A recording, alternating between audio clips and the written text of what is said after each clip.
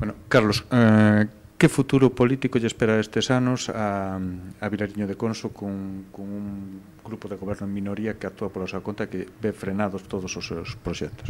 Bueno, eu aí estou vendo a cuestión que actúe pola súa conta e en minoría é porque o señor alcalde ou que a persoa que detenta a alcaldía é a vontade que ven expresando neste tempo.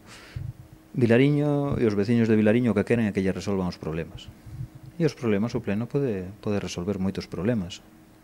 E no pleno, pois, hai diversas opinións que haberán de ser respetadas e levadas a termo.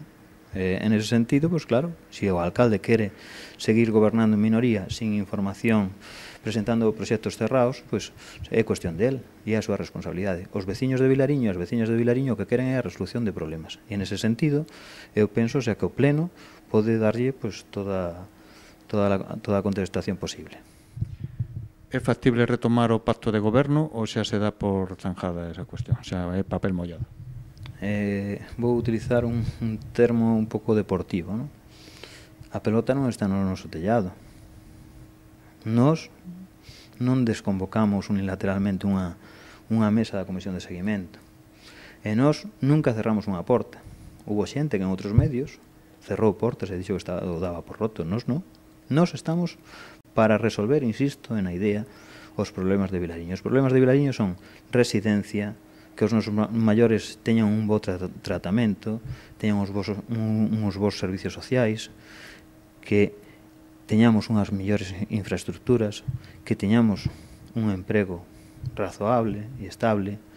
En ese sentido, o Bloque ten no seu programa de goberno todas estas cuestións. E o Bloque vai levar a pleno, unha por unha, todas as cuestións do programa de goberno. A xestión, a laboura que está a facer a asesora do alcalde, entre comillas, é innegociable a súa retirada pola alcaldía ou aínda pode establecerse unha forma de xestión, de que traballe co apoio do Bloque? Vamos a ver, a cuestión da asesora eu penso que a cuestión está clara. O pleno da corporación, non só o Bloque promoveu esa moción unha vez que o alcalde faltou reiteradamente a súa palabra,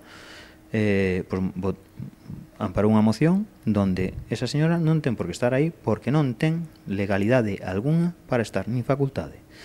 Unha vez dito eso, eu non sei como o alcalde sigue mantendo a esta señora no seu sitio, que asesore dende a súa casa ou que asesore dende a sede do PSOE. A mí me parece xusto e razonable.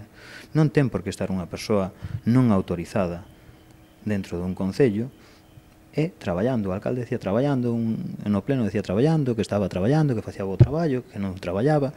En definitiva, pois non se aclaraba moito. E eu penso que ainda non hai ONGs de Asesores Sin Fronteras.